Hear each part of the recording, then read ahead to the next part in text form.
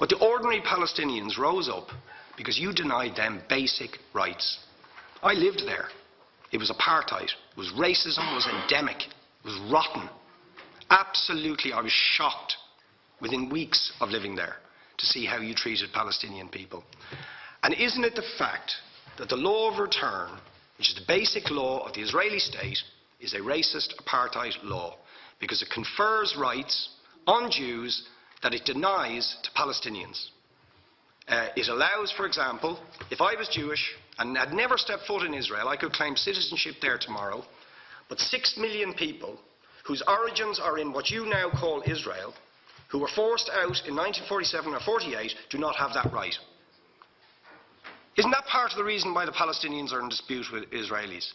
Because you deny them the right to return to their homes and to their land and to their villages, and that they have a legitimate claim, even under international law, to return, but you deny them that right. Why do you deny them that right? And why do you give that right to other people who have no connection whatsoever with the land, whether you call it Israel or whether you call it Palestine?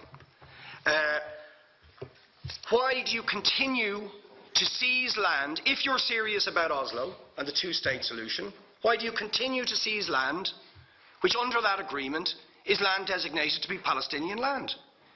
500,000 people, most of which has taken place since Oslo. You allow that to happen.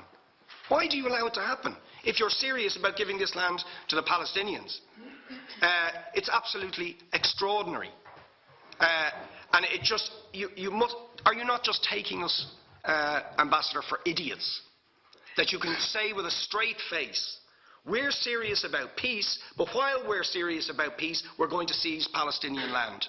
And you expect the Palestinians to just sit back and do nothing about that. And the world to accept that that is an acceptable way to behave. And you asked earlier on, could we have some constructive solutions? Now you know what the Palestinian people have been asking for. Far less even than some people would ask for. Because I believe the whole apartheid system should be dismantled. But what they've asked for is to lift the siege of Gaza. Just to lift the siege of Gaza. Let them have an airport. Let them have ports. Let them not be dictated to by a government for whom they do not vote as to what can go in and out of their territories, whether they will have power, whether they will have clean water, whether they will have medicine. What makes you think you're allowed to have nuclear weapons and the fourth biggest army in the world and visit destruction on the people of Gaza, but they have no right to defend themselves? They have no territorial sovereignty over that land. Would you ask questions, please? How do you justify that? Yeah. All right. How do you justify those double standards? And very lastly, Ambassador, people like Bishop Tutu, Nelson Mandela, and I would certainly describe your state as an apartheid state, with different laws for people depending on their race or religion.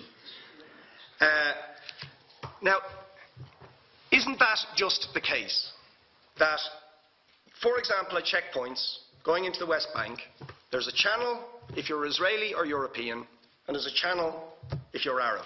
Just because you're Arab. If you came into Dáil Éireann and they stopped you and said, "Are you Jewish?" "Oh no, sorry, you can't come in through the same entrance as Irish people or European people because you're Jewish," you would call that racism and apartheid. But yet you practice that.